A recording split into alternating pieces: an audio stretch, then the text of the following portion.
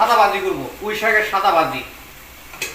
পুঁই শাকের সাথে আপনারা সবসময় খেয়াল রাখবেন, যদি একটু বাংলাদেশি সিগারেট দেয় তাইলে একটু খাইবেন, নাইলে দীর্ঘ ছাড়ি দিবেন, তাই স্বাদটা একটু বাড়বো।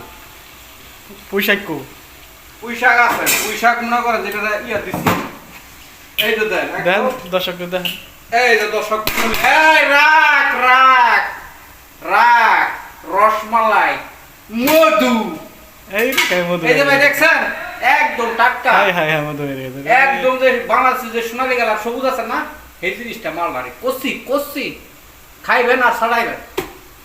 এখন হালকা পরিমাণ দিলাম লঙ্কা, এখন দিব ধনিয়া হলুদ, थोड़ा सा मारेगा, एबलर हौसले पाके थोड़ा मार दिया और हल्का उसने पुशिंग मारेगा, पुशिंग मारेगा, पुशिंग हो गया। এখন কি পাতা দিবেন? रेसिपी एक नंबर আলুর রেসিপি।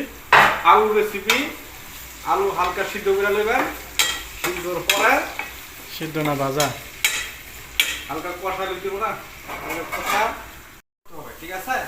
সেম এরকম এই কালার আসলে, হালকা হলদি কালার আসলে মনে করবেন যে এটা মোটামুটি 75% হয়ে গেছে। এখন এই দেখো একদম সবুজ কালার মনে হয় যেন পান পাতা, তাজা একবার তাজা পাতা, একদম তাজা। এই দিয়ে দিলাম, এইভাবে দিবেন বাস করে, এইভাবে এইভাবে দিবেন, ঠিক আছে।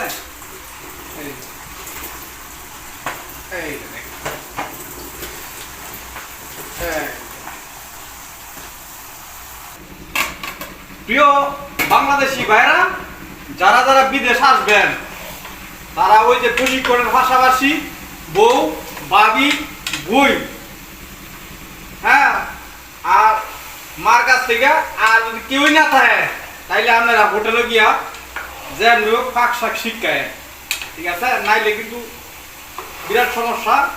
আমি মোটামুটি কিছু ভাগ শিখছিলাম, এখন শিখে পাইছি, বহুত কষ্ট হয়েছে। আপনারাও শিখেন, না শিখাইলে বুঝতে পারবেন ঠেলাটা।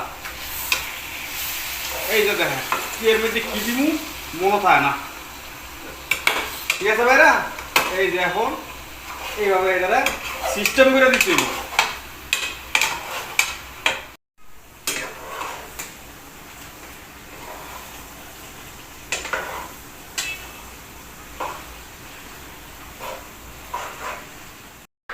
এই হচ্ছে অরিজিনাল পুঁই শাকের ক্যালসিয়াম।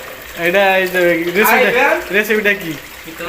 রেসিপি হলো বাংলার সাদা ভাজি, তাই বাংলার সাদা ভাজি, পুঁই শাক সাদা ভাজি। এটা পুঁই শাক কি কয়, পুঁই শাক স্যুপ, পুঁই শাকের স্যুপ খাইবেন আর বাড়ি যাওয়ার কোনো চিন্তা ভাবনা নেই। বন্ধুরা। আপনারা এরকম ভাবে বানায় খাইয়া কমেন্টে জানেন বা এরকম ভাবে খাইছেন নাকি, ঠিক আছে বন্ধুরা। ওকে, আসসালামু আলাইকুম।